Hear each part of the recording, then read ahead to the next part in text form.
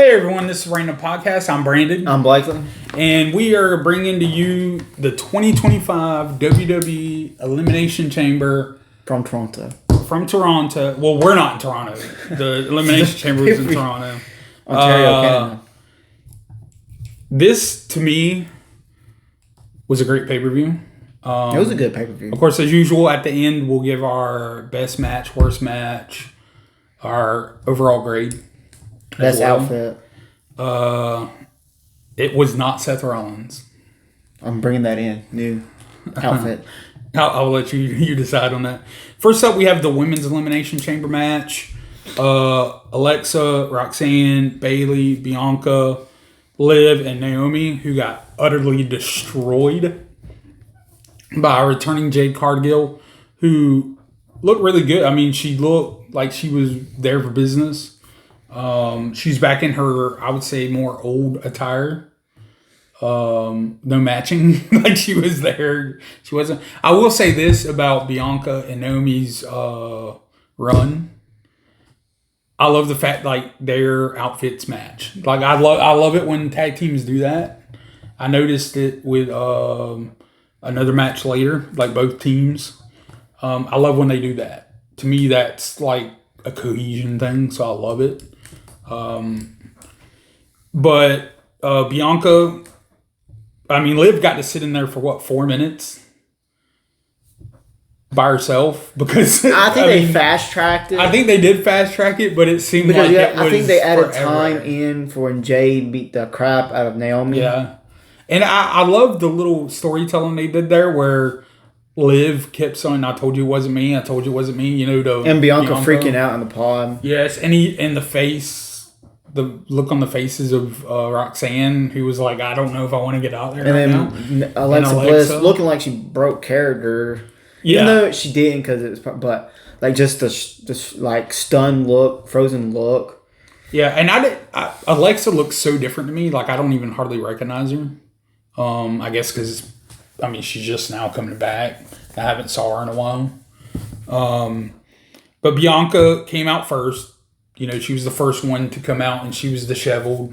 You know, like she wanted to leave. Yeah, she actually wanted to leave, which was a good thing she stayed. Obviously, which it was funny. Once she won, open up the thing and just like, yeah, sure, go. Once she won, she didn't seem as worried. But I was never the biggest. Getting back on Liv Morgan and what she did, I think I've said on the channel, I was never really a big Liv fan.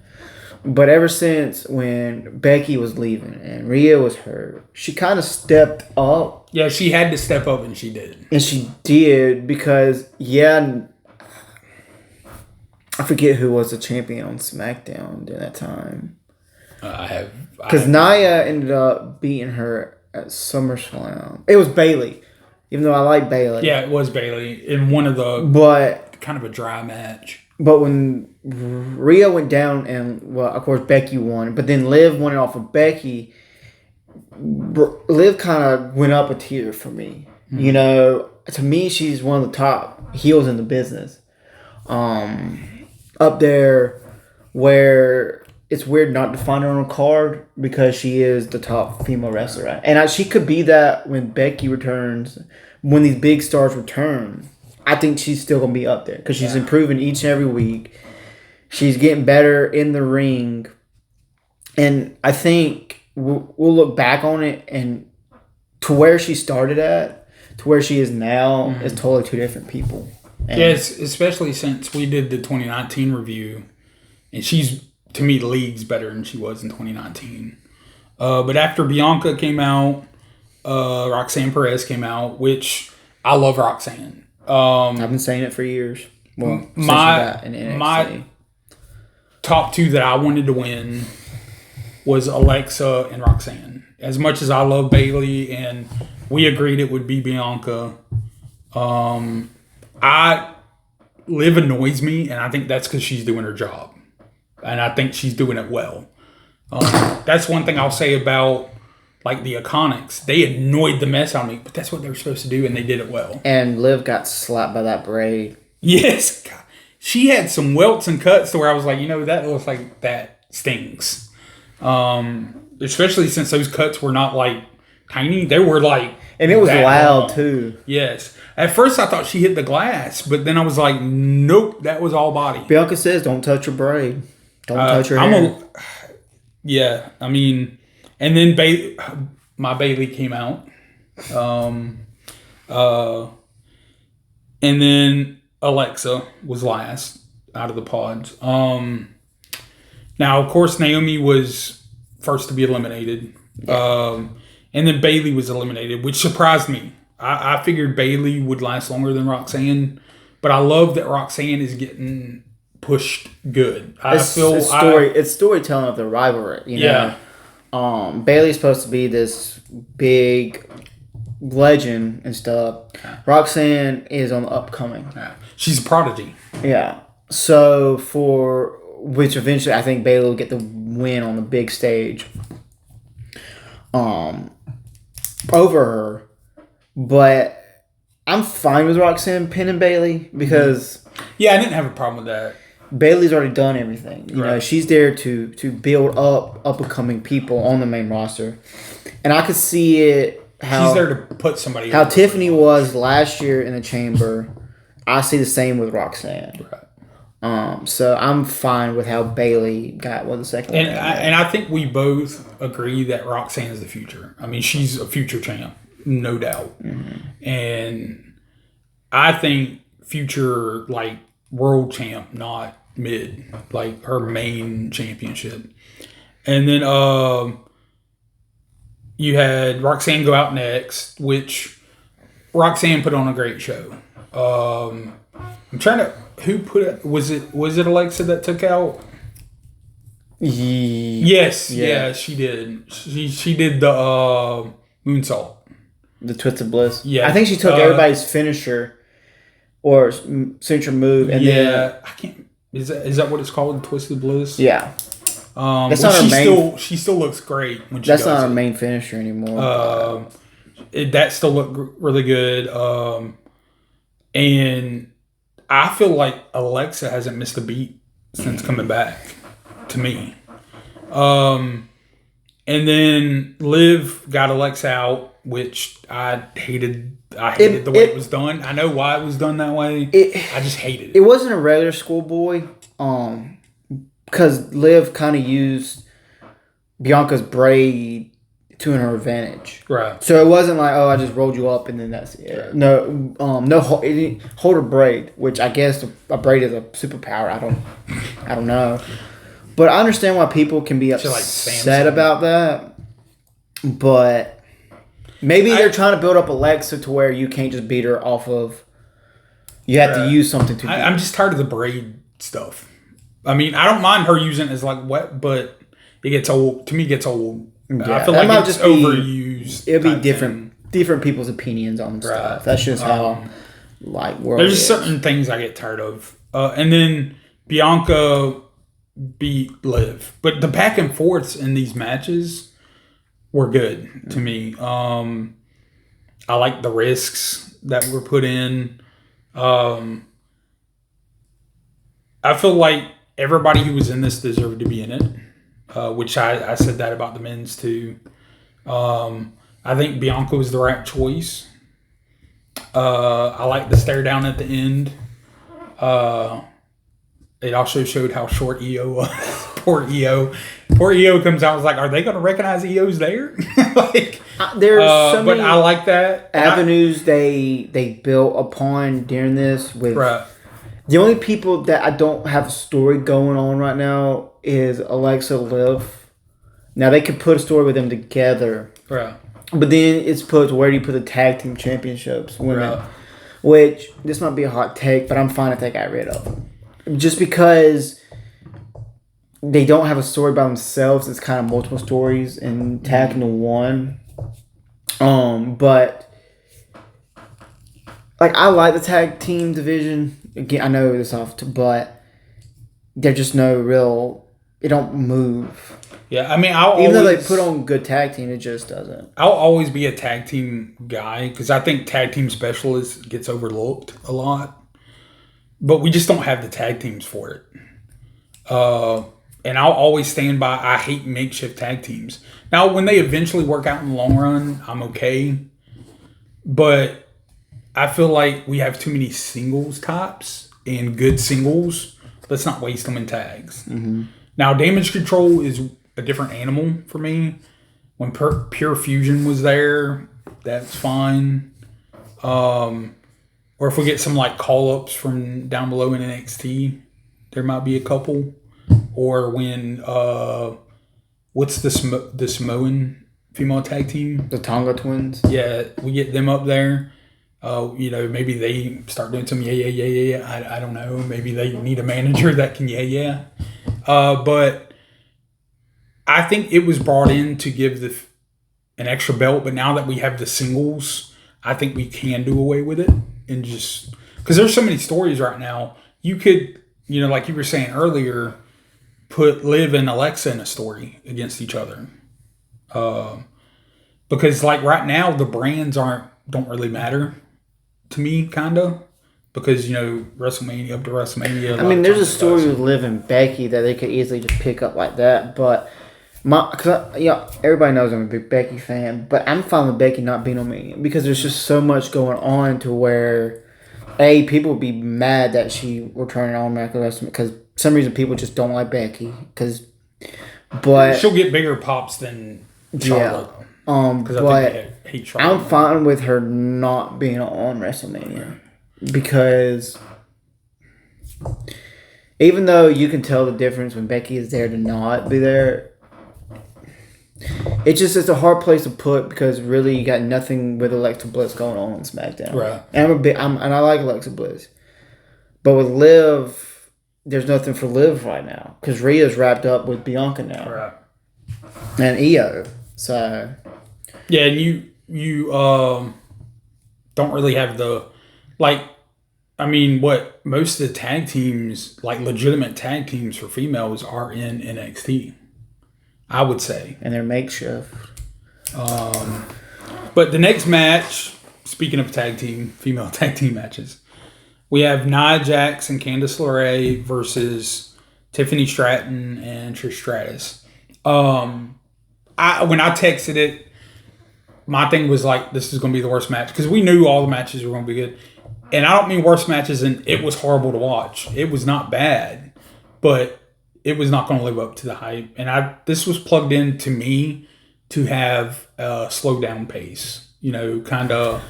Because you're coming off of, that's the way I feel. With all the matches that was there last night, it was going to be the match where... Because I enjoyed it. I thought it was good. Right. Trish did good. Everybody did good in the match. It was just with all the other stuff that happened after you look at what happened on the show, nothing really stands out. Right. Besides Tiffany getting the pin on Nia. Right. And that's about it. It was there to get Trish a hometown pop. Mm-hmm. And which they do with legends all the time. I mean, that's not but common. It's different because Trish is more. But what I'm saying, it does. That's but it's not like another legend that just goes there out of shape, blown up. Now it sounds like you're talking about Goldberg, but or anything like that. No, I love Goldberg. She was in there she actually took bumps and stuff. Right. And she wasn't the one that got the pin. It was right. Tiffany on Nia. Right. Kind of ended all that. So it was just so much happened on this card to where there's nothing that stands out on it. Yeah. Yeah, and it was a quick, easy, good match. It just, to me, knowing, like I said, I didn't mean anything weird off about it. Next was Kevin Owens versus Sami Zayn. This was gruesome. There was stuff done in this match where I thought was great. And I don't know if it's the best KO versus Sami, but I think it's up there. To me, it was one of the best because they had no restrictions on the match. Yeah. Poor refs. I like the feel they gave it, the presentation to it, to where they had no lights but only the ring light. Mm-hmm. the first ref only didn't have a WWE official shirt on there. Right. That was a good way to show unsanctioned. I like that. Also, the lights seemed turned down as well. Yeah, they only had the ring light going. Yeah, so it kind of gave that unsanctioned, like, this ain't even a WWE property, match. All the stuff that happened to the barbed wire top chair, to a blue thunderbomb on the barbed wire chair, on 2 other chairs. The chair shots they took. Well, the drop toe hold with the jaw. Yeah. To where I love when Kevin Owens does a spot where he misses, hits the rope, and bounces back in his head, giving his own CTE. The spots on the outside of the ring, the flip Sami Zayn took through both of the tables. Which I thought it was going to be the other way around. Yeah. So. To the ending of the match where the refs were coming in trying to call it off and stuff, and KO does 2 back-to-back blue pop-up power bombs to the steel. To after the match where he was going to give him a power driver to the floor. That's when Randy came out.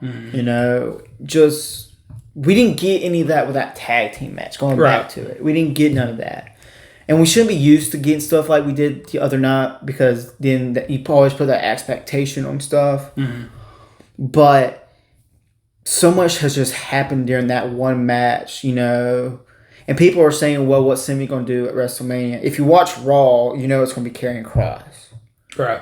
So, which I'm looking forward to that. Yeah, because it finally, to me, I know we're getting off the match, but it kind of gives Karrion Kross a singles match at Mania.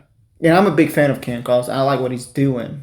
I'm glad they're letting him run with this character. Yeah, because people are, they got rid of AOP and stuff. We need to stop caring. So we need to stop caring when someone finally gets released.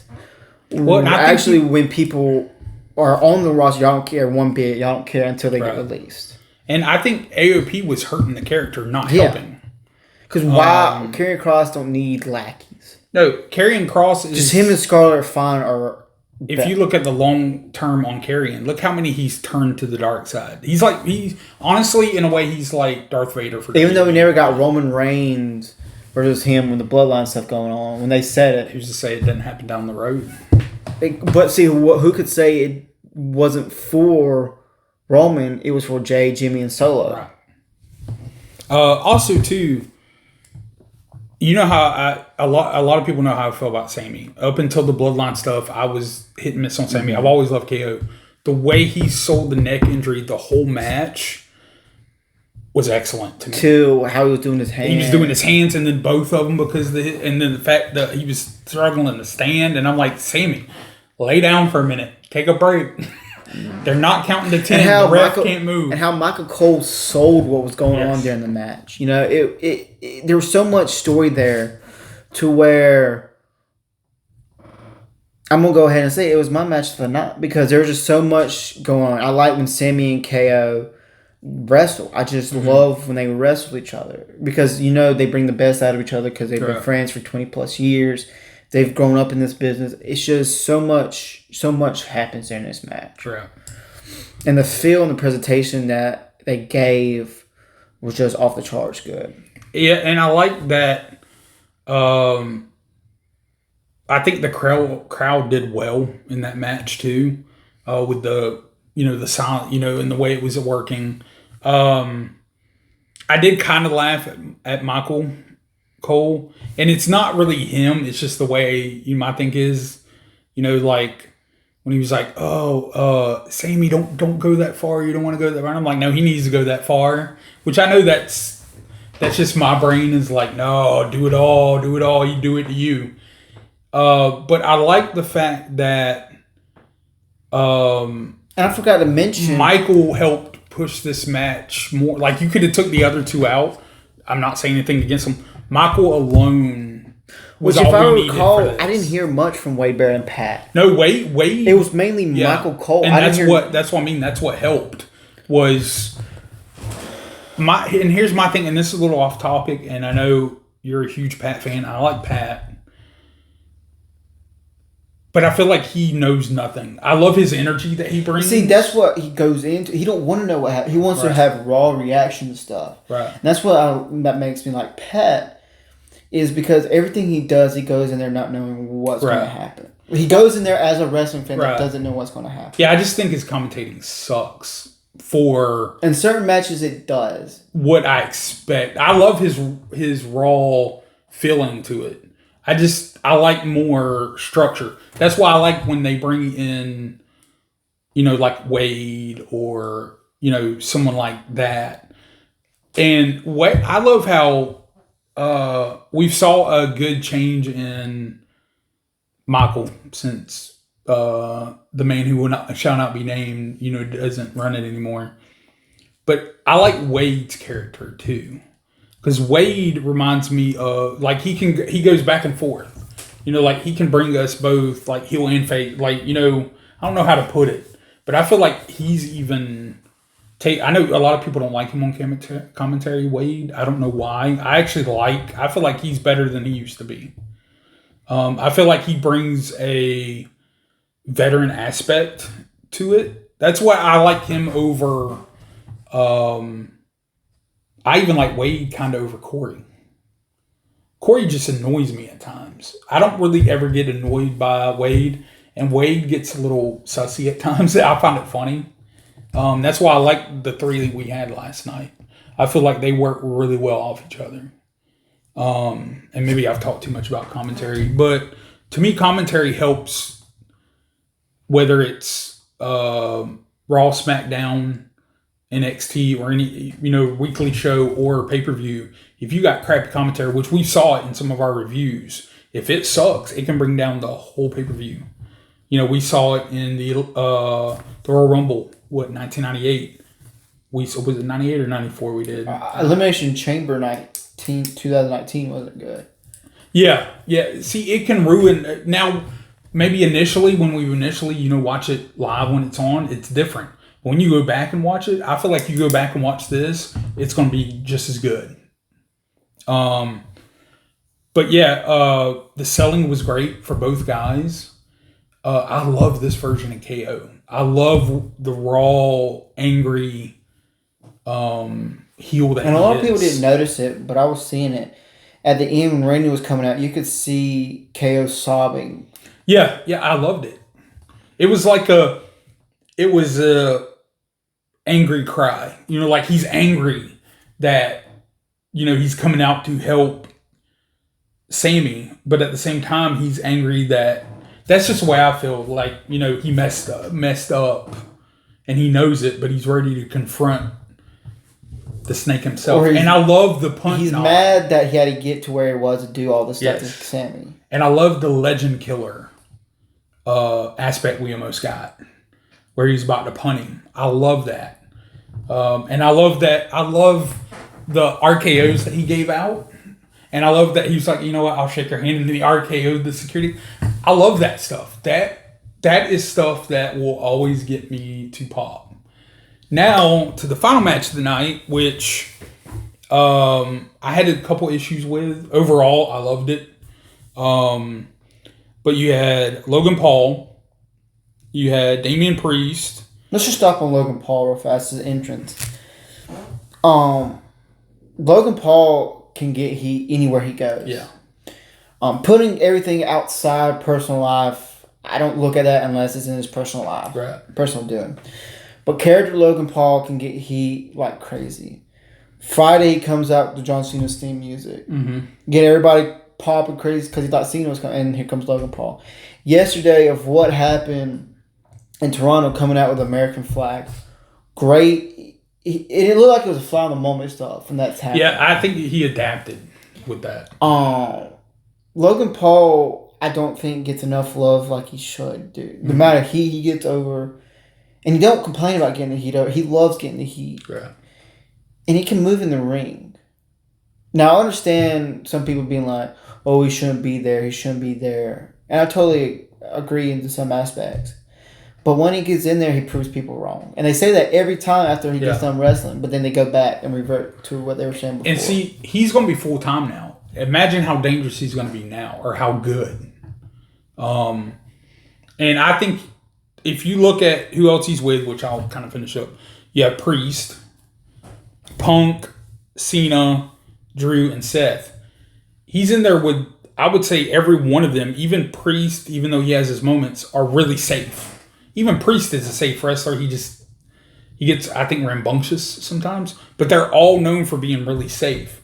So you can put a wild card in there like Logan, and it's fine. And this is kind of more of a side note now that I'm thinking about it. I think this is the most safe wrestlers, I think, in the history of WWE, WWF. And what I mean, what I mean by safe. The chances of injuries are really low unless there's something mishappen, But I feel safe as in they're better. They're, they work a lot better. Even in KO versus Sammy, you could tell the safeness. Even though, it was all that was going on, you could tell, and that probably goes back to them wrestling each other for so long. They knew. You could tell there was no beat missed. But back to this match. Sorry, I don't know how you feel, but I feel like these are the safest wrestlers we've ever saw, ever.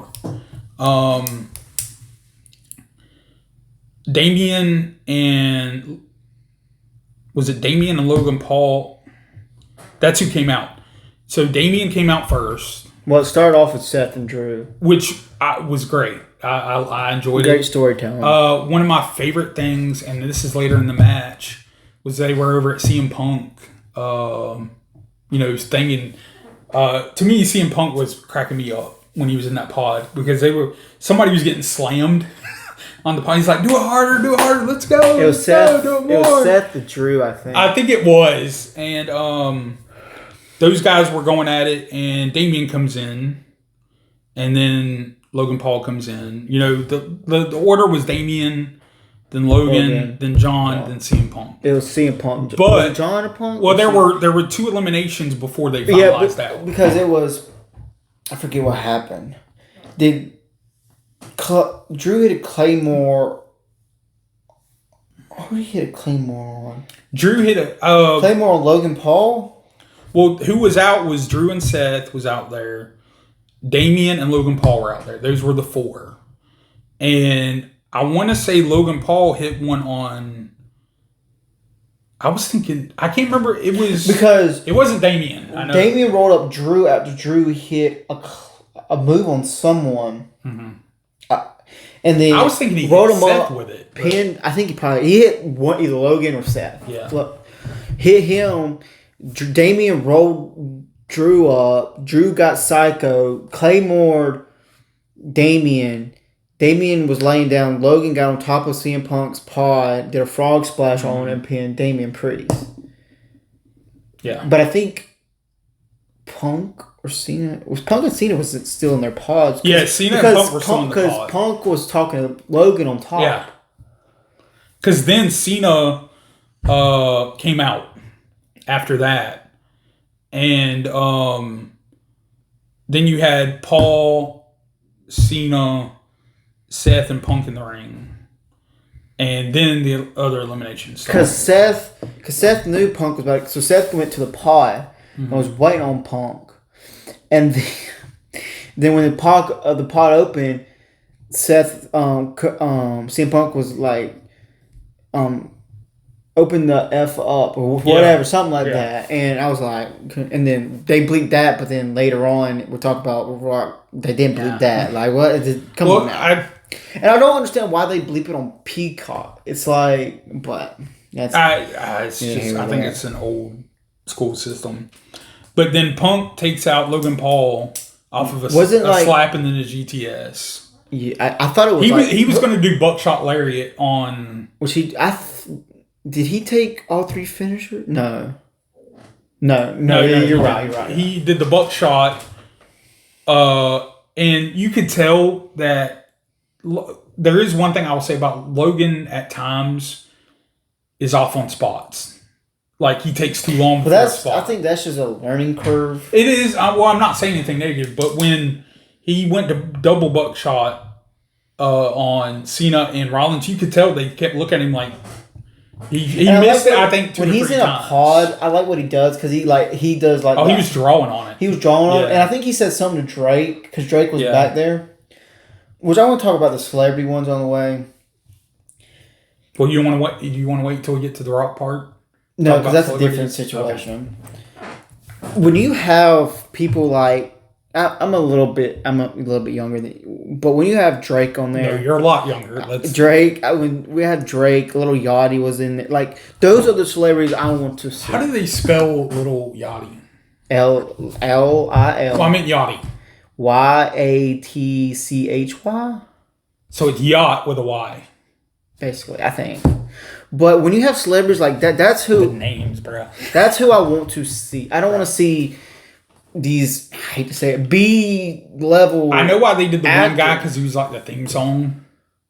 Yeah, One like of I'm them. fine Like with he that. made sense. He made the theme song for last Robbie year. Amell didn't make sense. Didn't make sense, or his wife. I didn't care who she was. I didn't even know what show she was from. All I knew, she was from the Designated Survivor. I have no clue what it is. It's That's just, what I'm saying. I'll tell you all. It's a pretty decent show, but I didn't think she was on the show. Is that the naked people one? No, that's Nick. No, It's Naked and Afraid. yeah. Designated Survivor is when like they're in the I know we get off a tangent, but it's when they're in like the Capitol or whatever, and it gets blown. Oh, off. is that the sequel to 24? No, I don't. It's when what's his face? It was like the Secretary of Defense or whatever was back at this one building, and he was the only one like alive. But then he became the president. That's the sequel to the other one. There's like, was it called Survivor? Not the This was not a TV that show. game show. It was a TV show. I want to say that's the sequel to 24. It might be. I don't know. It's got. But there's been two sequels to 24, so I'll show you after the end of it. we're getting into pop culture. But like I only knew Robbie Amell from like one thing. Oh yeah, and pause that. I'm sorry, Code 8 sucks. Sorry, Netflix. Sorry, Robbie Amell and Stephen Amell. To me, Code 8 was horrible. You're in Toronto. Drake is there. You put him on. This is gonna be a pop. Now it's different in the U.S. Yeah. But Drake was there. He's like the biggest pop star of all time. You would have to think. I would say, especially Canada. Yeah, it's like why? Maybe unless he told Triple H and them, "Hey, I don't want to be on screen." People knew that. I was sitting when they were on commentary. I look and it was Drake there. I was like, and it could be a Netflix thing too. I don't know. But see, why would they if it was a Netflix thing on? I don't know. But going back to the match, let's get. Oh yeah, I'm sorry. Well, that's because I don't know. Maybe it could have been a TKO thing. I don't know. Yeah, it could be.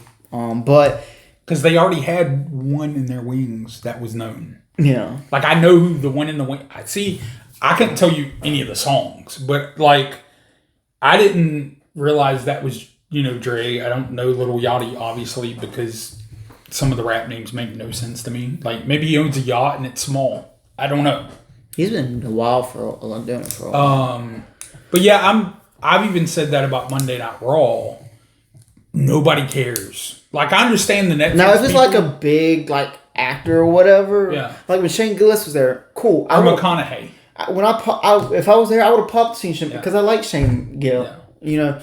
Like Gabriel Iglesias is a renowned celebrity that he likes wrestling because he talks about it all the time. That stuff like that, not Robbie Amell, his wife, and the dude from Kim's Groceries, whatever convenience store. I never heard of that who story. Didn't play a big role in that store. I don't think. It's like I see it on Netflix because I like watching a lot of comedy stuff. I'm like I don't. Yeah. But back to the during the match, I felt like everybody deserved to be here. Naysayers on Logan Paul, he helps in not only his abilities and stuff, he's a celebrity wrestler. I told you this. He's like the reverse Cena to me. Cena was wrestler, celebrity. He's celebrity wrestler. See, Logan's ever said, I'm not here for the popularity. Right. He's even said, I'm not here for the money. I'm not here for the money. I've had all that. Yeah. And it's like, he's kind of got a point. Yeah. I mean, he don't need the followers. He doesn't need the money. Right. To me, he owns one of the biggest hydration drinks going. Right. I think this is more of the love for wrestling and him showing naysayers what he can do. Like, I can't stand him, but I'm not going to take away from his character work or his in-ring ability. And I think with him being full-time, and if he trains, like he takes it serious, which he tends to do, I think he'll be fine. I think he'll be good. Because he even listens. Because I listen to his podcast when they got like interesting people. If it's like people I'm not interested, I'm not. Like Michael Cole in his shirt. But like poor Michael Cole. He talks all the time about wrestling, how he loves business. Like he is ingrained to wrestling because he says he can't talk about wrestling because people will be mad at him for talking about it, like his normal fans and stuff. And I'm like, you just need to stop with all them. You know, like. Even pro wrestling people that's not in WWE says Logan Paul is doing this amazing. Like when wrestlers who do this for a living is saying, chill out. Yeah, and the ones that like overhate on him, I feel like some of it's just like jealousy because he's natural. Like he's been able to naturally. He's an athletic person. And that's one of my things. Now, a lot of the heat, like in WWE, between wrestlers, I think some of that's just kayfabe. Kayfabe. Yeah. I have never been able to say that well. But this match, to me, showcased, we got more deeper stories, like Drew and Damian. And Logan Paul came out on fire, too. That's, what was it, like the sidewalk slam he did on Drew, on Damian looked good. People are mad. You gotta think. There's a story there with Drew and Damian. Who cashed in on Drew last year? It was Damian at Mania. Now they're having a match. It's kind of a. Now I think Drew needs to beat Damian at Mania because Damian has eliminated him in both the Rumble and Elimination Chamber. And Drew has had issues with Judgment Day, and who used to be in Judgment Day, even though he's trying to turn it around. And honestly, Drew is such on a great heel level. He might not get the heat of Logan, New Day, or Dom, but he has taken social media and used it better than any wrestler I've ever saw. And actually, it's really good. Like I follow him on X and TikTok, and he's hilarious. I mean, he's great. And what he said to Michael Cole was hilarious. You know, him handing him the chapstick, you know, and talking about how he always kisses Cena's butt. That was funny. And even Wade mentioning it, I mean, it's there. I can't wait to see what he says about Cena's heel turn because it's gonna be fun. Right, and see this.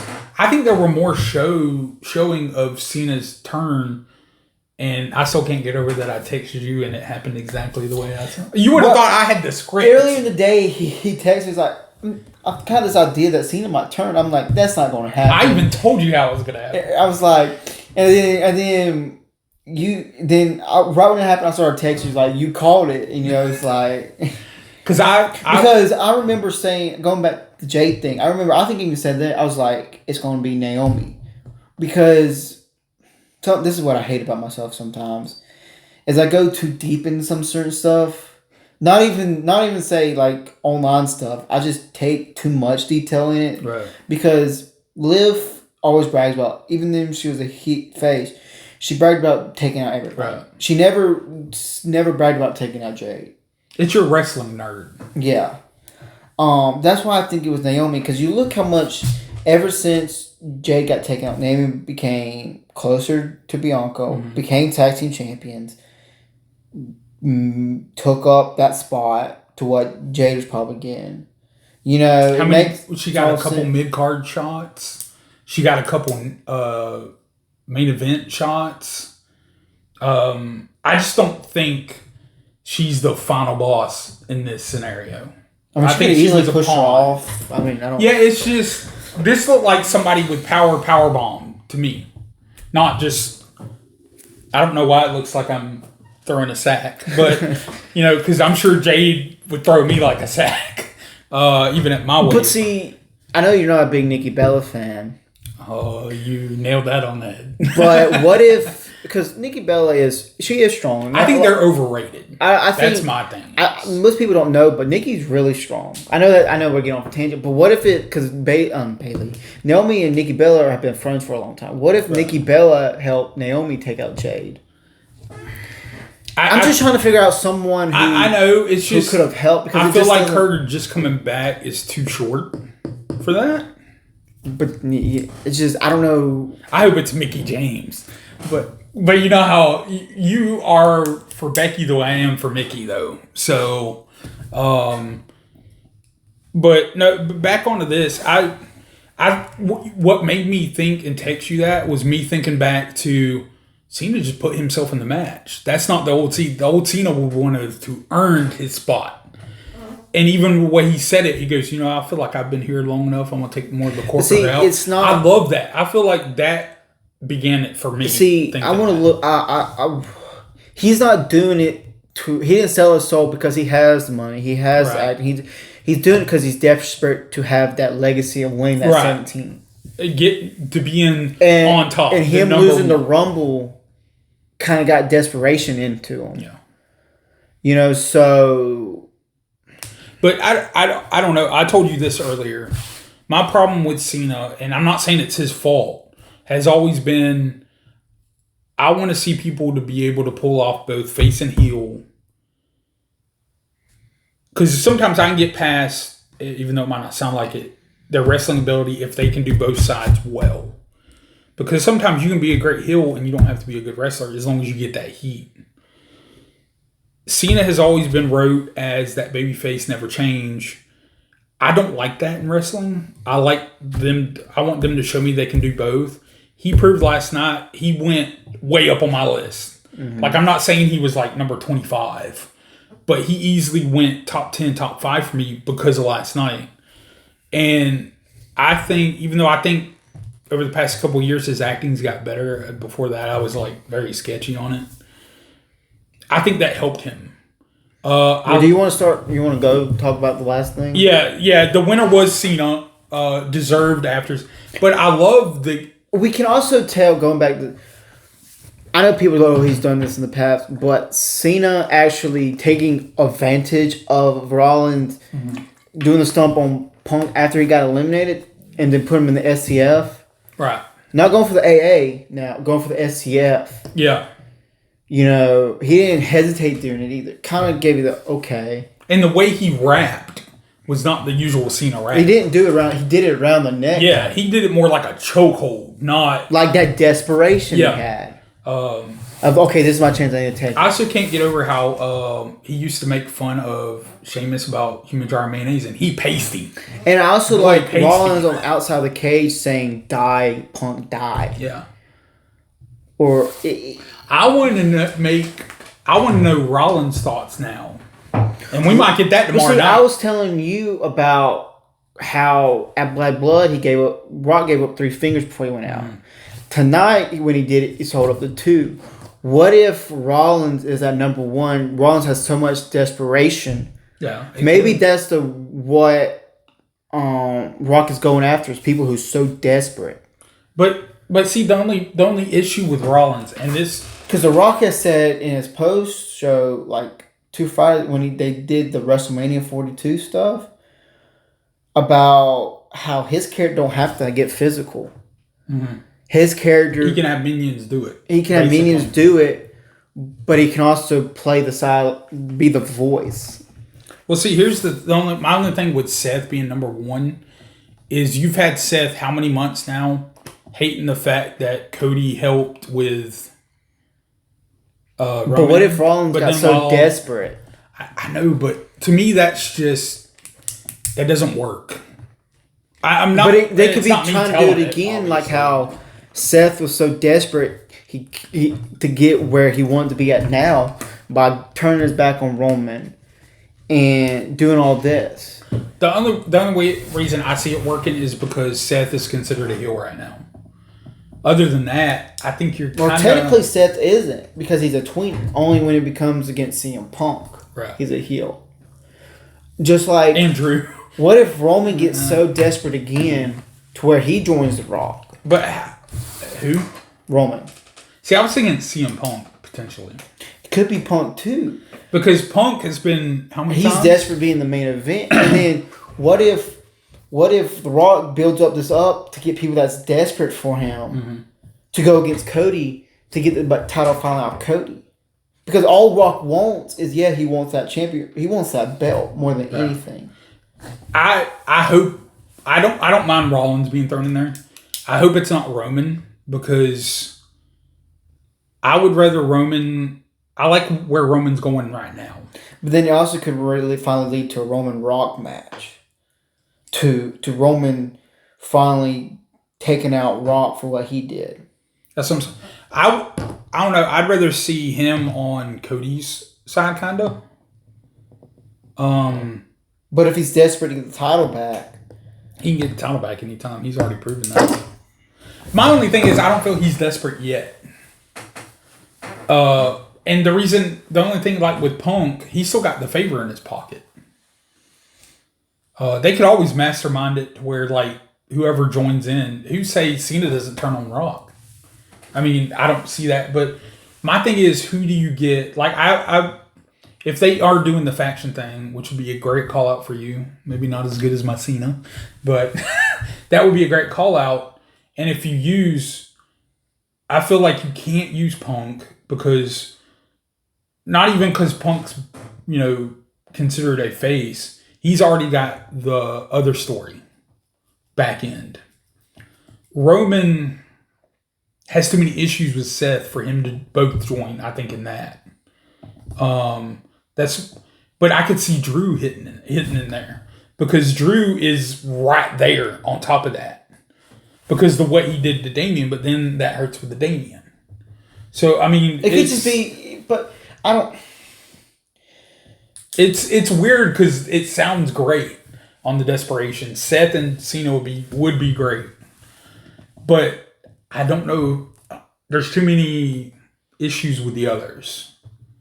And it doesn't even have to be a main eventer that joins. It could be somebody who wants to be in that main event. Like I'm trying to think of some mid card that would be able to pull it off. It can't be mid card. It has to be the people that are between mid card and main event. Right. Well, you can't use AJ. You can't use anybody, because this is going to be a SmackDown story. I mean, it'll bleed into Raw, but it'll be mainly SmackDown. Well, you can't use Rollins then. See, that's what's so hard about me. You can use the main event people for both brands. Now, mid carders you can't, because it just. Well, yeah, because they could always go after whoever wins out of Gunther and Jay too. Mm-hmm. It could be both promotions, and it might be something where it don't happen now; it happens down the line. Right. But then it could be Jacob Fatu. But I think he's about to do his own. I'm with a lot of other people. Him and Solo's about to do something. I think there's about to be like a 3 bloodline faction. You'll have your YTC kind of like on his own. I think he's about to be back on his own. But I'm hoping by the end of the year we get Usos back. But going back to the main event segment, which I guess we should have figured something was going to go on when it was after the Elimination Chamber men's. I will say this. I don't know if you're leaning to it this way. Travis Scott was a waste of space. He's a big wrestling fan, so I understand it. He didn't have to get in the ring. He didn't have to be out there. He didn't have to. They already showed him once in backstage area. I don't know why he would attack Cody. Why he slapped the crap out of Cody. Left a big purple mark. I don't know if it'll turn into a bruise. But he's gonna get a receipt. I hope he gets a receipt. But for just the acting alone, it was pretty good. Cena did great. There was the awkward hand to the cheek that The Rock did. His that was just soul weird. Snatching is just the way he even said it was like. And then Cena hitting him with the brass knuckles things. Well, he was using a gold watch. Was it a gold watch? Remember what Wade got on to Michael Cole? That is a Rolex. I didn't know. That was so funny. And then getting the mic and then hit him on the head with the mic. I'm glad. I like the fact that it was live mic too. I always love it when it's a live. And then ripping his clothes off. See, my power went out. I'm glad he dropped his jacket he was wearing, but ripped his clothes off. Did you notice when he dropped his jacket too? I'm sorry, I keep getting on. The crowd was like, and I was like, that's probably like a $1,000 jacket. Cena choking him out with his tie. See, I didn't get to see none of that. And then, the weight belt Rock had on, that had Rocky, Cody Soul got him, started whipping him with that. Yeah. And then, because his head started bleeding, you could see where the cut was right here. Got the thing, wiped it on what he did like last year, wiped it on the set Cody Soul and stuff like that. And then you just see Travis Scott go on top of him, just slap him the backside of the head. And you could tell it hit him flesh because Cody was like that. He probably got his butt chewed up. Probably The Rock chewed his butt up or someone. Yeah. Because he laid flash on it. Yeah, that's why I'm always worried about celebrities and stuff like that. There's been jaws broke. There's been other injuries. That's why I'm always worried about celebrities. I know but Michael Cole was gonna come into the ring, and The Rock pointed at him, told him, "You stop right there. You don't come in there." And then, of course, they walked away, and then Michael Cole's that was really good too, because you got to think Michael Cole went through everything in this night. He saw his childhood hero. Imagine R-Truth now. His childhood hero is a heel. I saw this thing. Brandy Rhodes said John Cena sucks on it. And underneath R-Truth, I'll show you. R-Truth said, "This ain't the real Cena," or something.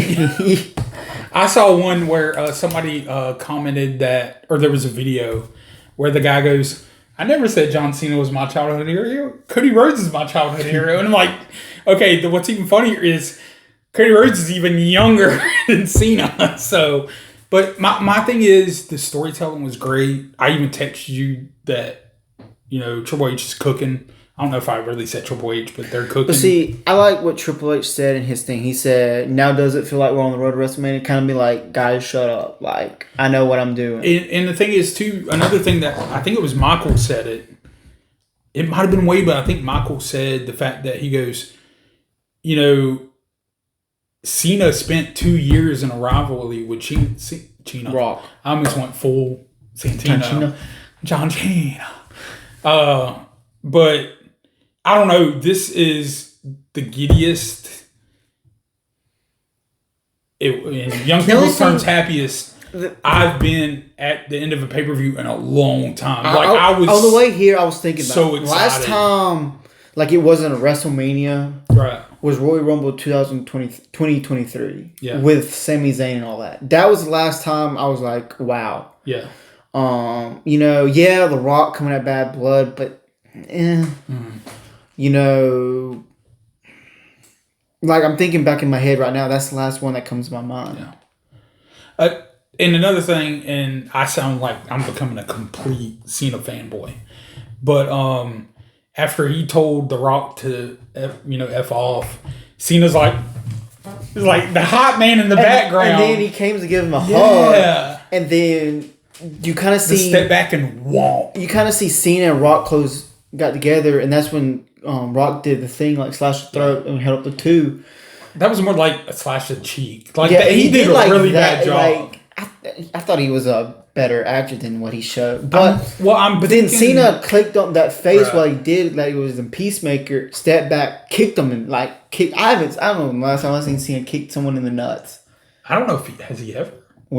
It's been maybe during Thugonomics, but it was. I think this was even more vicious. This is the vicious I've ever seen Cena hit any time. It's all emotions turned off. Maybe back to JBL matches he had or Umaga, but still, I don't think people are really. People probably have an idea in what Cena said, but I don't think people are ready to see what actually is going to happen. See, here's my thing is because this ain't Vince anymore.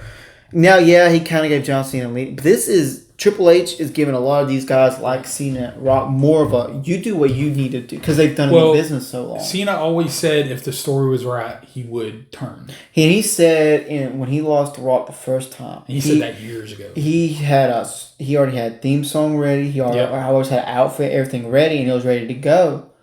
But then Vince said no the day after. Right. But now with Triple H ain't going to do that. Well, not to mention the press conference, the mic drop, him just picking it up and dropping it. I feel like Cena is Mount Rushmore almost for me. Like he's right there. He's. I hate that it's 10 months of it, but That's the thing I think it's going to be great. That I hate and fear how long it took because it is his retirement tour. Right. And knowing Cena, not personally or anything, but knowing Cena, the character, this is it. Yeah. You know. And I hope what I'm afraid of is at the end he's like face again all of a sudden, and it's like I don't want that. I want it. Like I don't mind him thanking the fans, which I think he can still do that as a heel. But I don't want all of a sudden towards the end he's like, well, the whole time he's actually been face. But then he can also go on this redemption tour right. to get in. You know, see, I don't think we have enough time for that without it sucking. I know 10 months seem like a short time, but in wrestling it could take a while. And I don't know how I feel if I want him part-time showing up or a lot. I don't know how I feel about that. Well, he still has 28 dates left. Right. And that's more dates than I've had in my life. You know, so he'll be. I think as soon as he gets done filming the movie, he's gonna have a lot more time. Matchbox. Yes, because Rock said in the press conference that he's flown back to Africa already to start filming again. Yeah, I don't think we get Cena wrestling again except on major. But see, he's returning back for when they did the Europe tour in a couple weeks. Yeah, because that's when Roman's also coming back. And I feel like Sammy and KO needs a week or two off. Yeah. So you want to get to our match of the night? Yes. I don't really feel like we have worst match tonight. We'll do that first. I would just say match that would be number 4. And I would say that's the women's tag team match. Yeah. And it's not their fault. I don't feel like there was a bad match. Too much just happened last night to where it was a good match. Right. Good but I feel like if you didn't have Jade coming back and doing what she did, it would have been a whole different atmosphere. Maybe is the best term. To me, the match of the night I struggled with. Oh, it was pretty easy for me. Well, reason I say struggle with it because I took in everything to accordance. I took in like with the main event. See, with the main event, I took that. Well, you got to separate that. Don't you got to separate it because it didn't happen in the match. Okay, that helps me.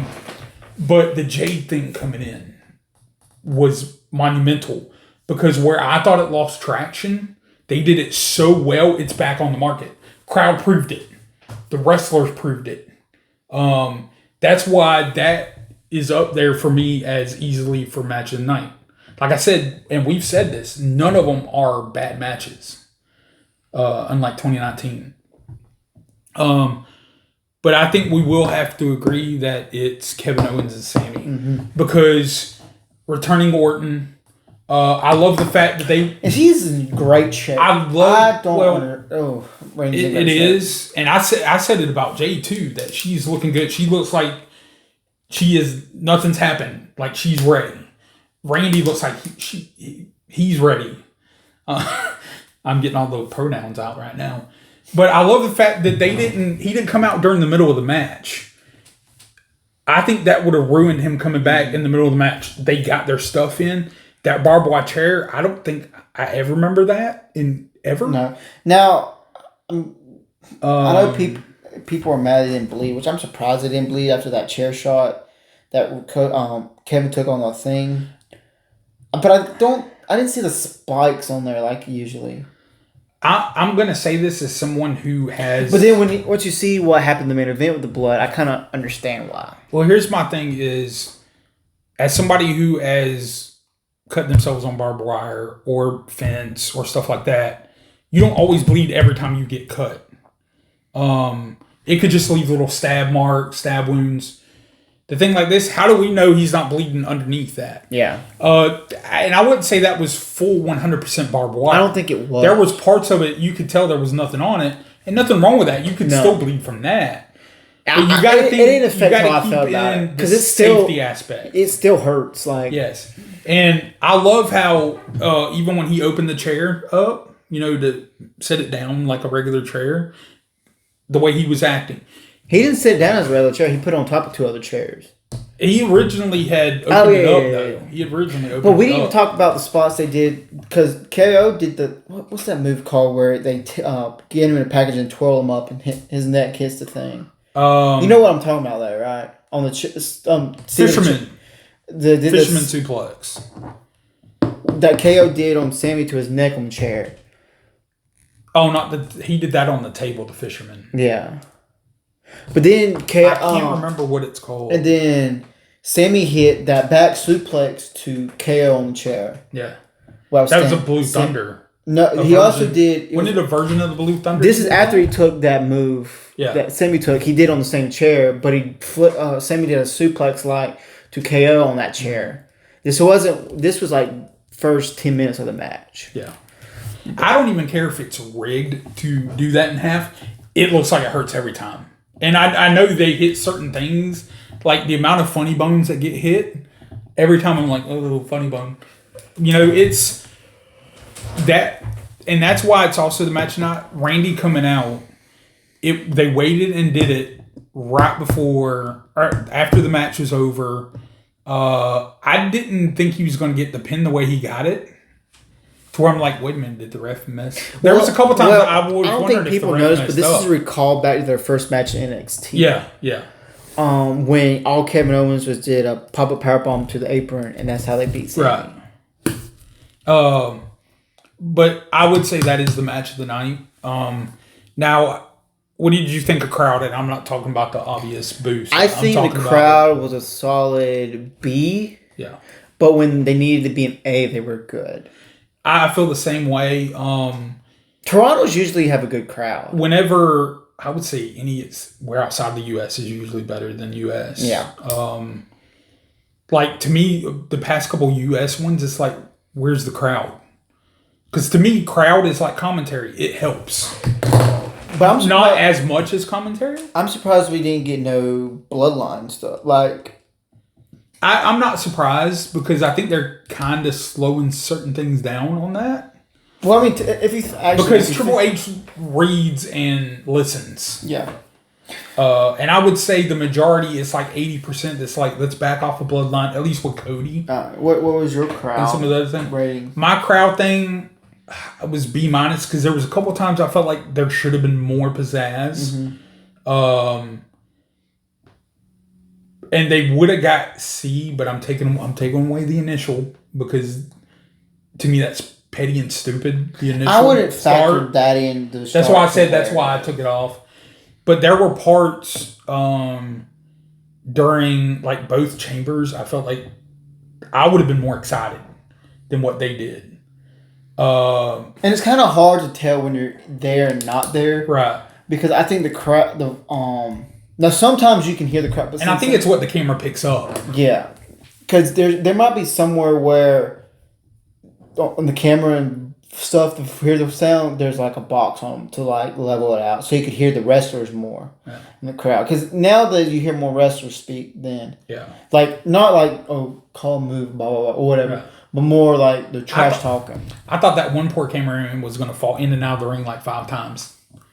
I was like, man, you need to go over more. Because you're getting too close to the turnbuckle. I'm like, move over something. But that's one thing I like that wrestlers have said, and even Triple H has said at some of the press conferences and on, their social media, is people forget how much effort the backstage and camera people put in. Some of these shows would probably suck if not for... Now, there was a couple bad angles during Sammy and Kevin where I'm like, what is this angle? Like the haluva kick right after that, where they were like on the ground, and some of them... I was like, I can't... What is this camera angle? And that was the guy I was afraid of that was going to fall in and out. Like, why did y'all switch in? That was bad. I think... That's not the cameraman's fault, obviously. That's whoever's in the back. But there was a couple angles to where I was like, But the crowd, like, I like the quiet parts when there should have been quiet. That they did good on that. Like during some of the KO and even some of like the main event stuff, the crowd did great. What would you say is your overall grade? I was talking to someone last night about, because they asked me at the show what you give the grade, and before I was going to give it a B+. Right. But sleeping on it and thinking about it, I give it a solid A. For all that happened. Right. to the steps they take into WrestleMania.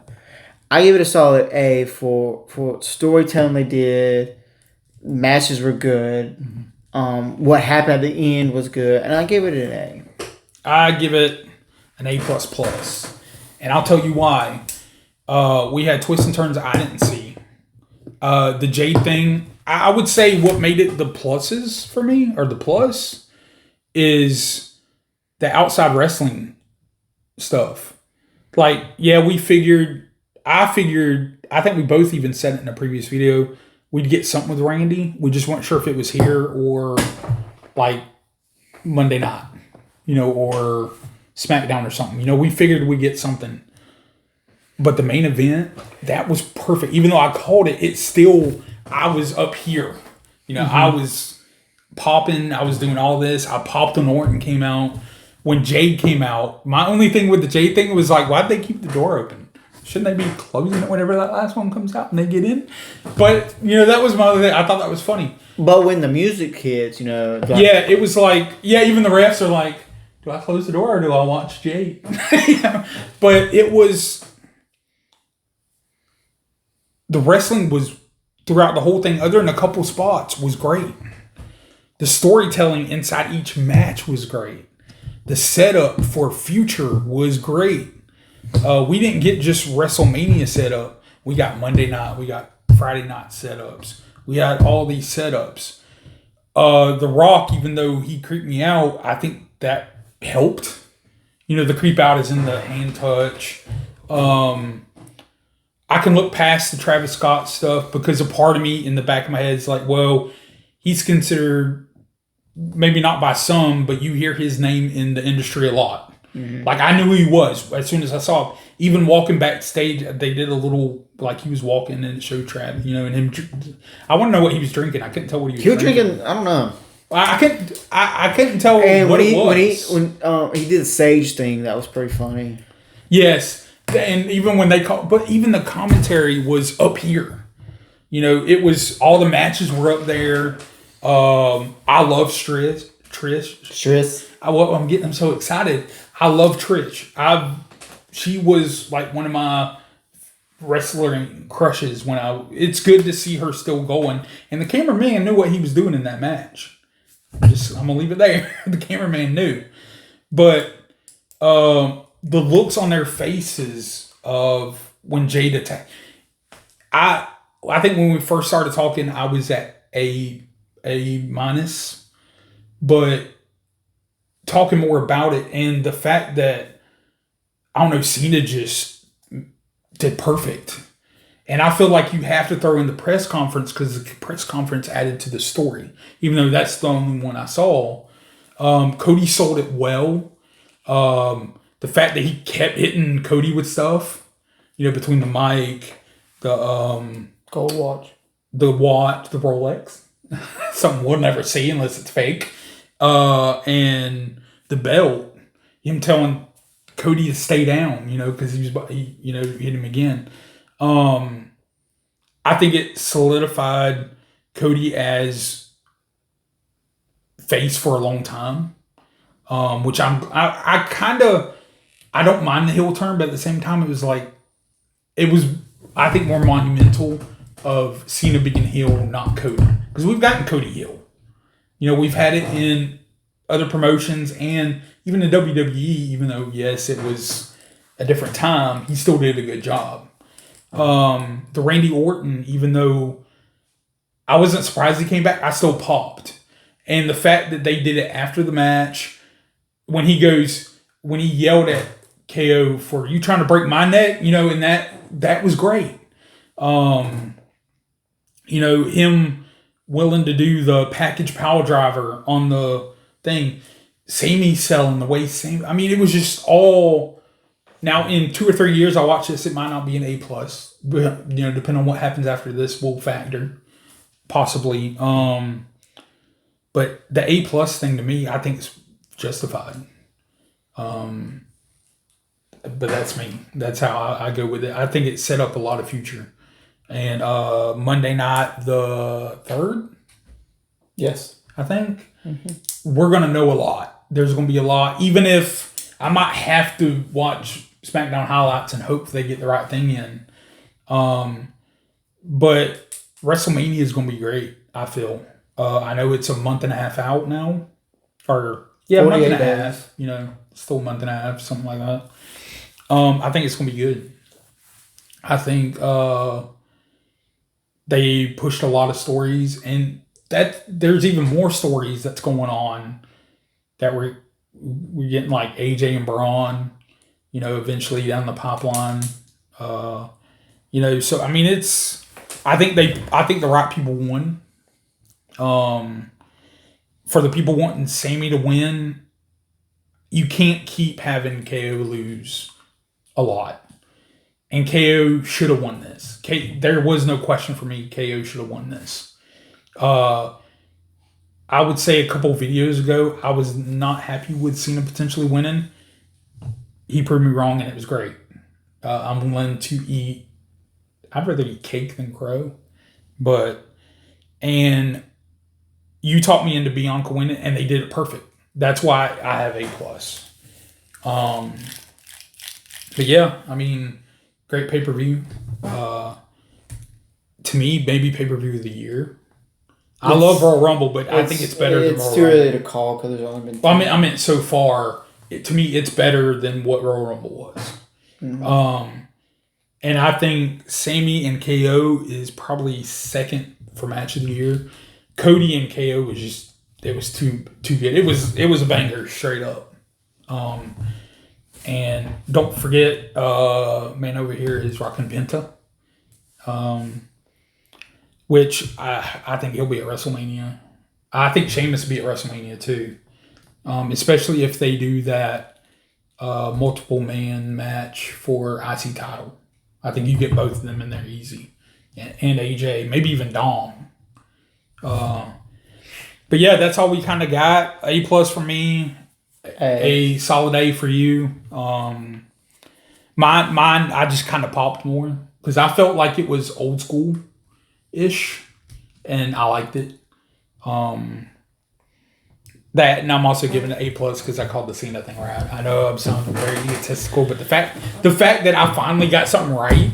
Yeah. Because all the time I'm texting you about how I would book it. And I was like, man, me and Triple, I gave him this idea, right? He can see everybody's text in the world. But yeah, tell us what you thought down below. What was your favorite match? What would you give the pay-per-view rating? Do you hate Canada? Sorry, that was out of pocket. That's the Pat McAfee in me. It just popped up. I'm sorry. You probably feel more like Wade right now. You just want to stay alive. Yeah. Wade was killing me. Wade actually made me giggle a couple of times. Especially when Michael was like, how do you feel, about something about winning? And he's like, I don't feel like I've won in 15 years. I was like, poor Wade, man. He's still thinking about Nexus. But until next time, like, share, subscribe. Subscribe. Leave a comment below. We'll see you later.